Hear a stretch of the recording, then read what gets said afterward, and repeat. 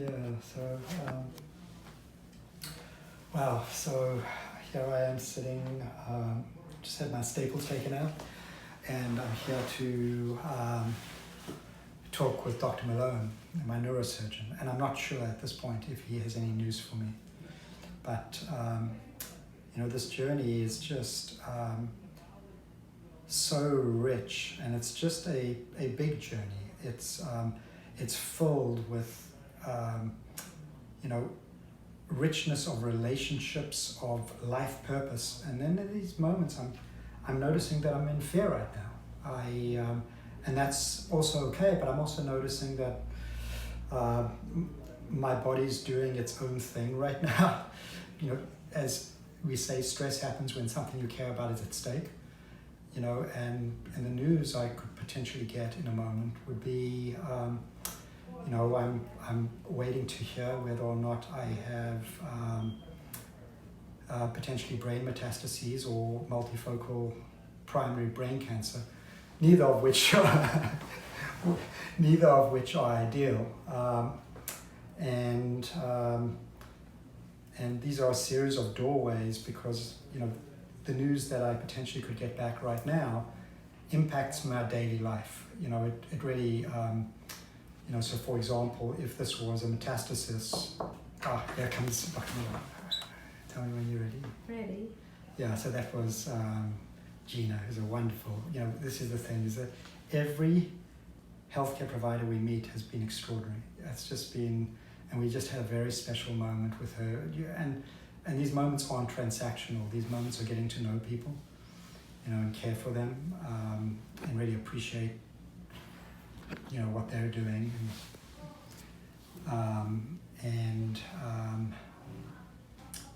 So she just walked in to kindly let me know that Dr. Malone is going to be with the patient and going to be about 10 minutes late. So what I was sharing is,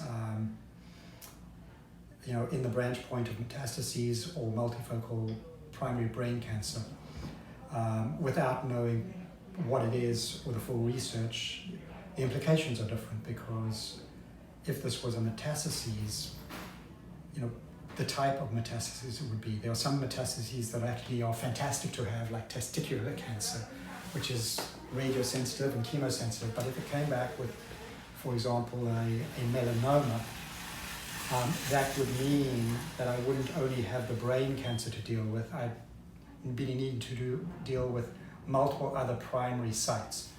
And then the chemotherapy potential, the treatment regimen, it means I'd be walking into a world with potentially greater nausea and fatigue. So these are all implications. On the flip side, if I'm blessed to have a primary brain cancer, we're just dealing with one organ, and we can really focus, on that space. So I have eager anticipation, and I'm thinking, I'm counting my blessings of everything that's going on today that's providing me with support for this moment, including my loving wife Sue, who's filming here, just for me to imagine what it would be like coming here, sitting in this room alone, at this moment, at this exact moment, at this slice in time. I feel really resourced by you, Susie. It's just very, very comforting to be able to process through. I'm actually even, it's even helping me sharing this, having a sense that this might contribute to your lives as you're listening to this on your journey, by just me even sharing kind of, my experience in this moment of stress and fear, and not trying to push it away, but to embrace it with love and compassion, because I know there's a part of my body that's trying to protect me.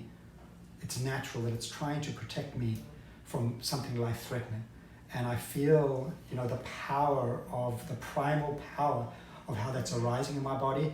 And instead of resisting it, I'm thanking it, and I'm enveloping that with a loving embrace. I'm really appreciating my fear, I'm appreciating my stress. And then I'm asking, I'm recognizing and I'm embracing it. And then I'm asking,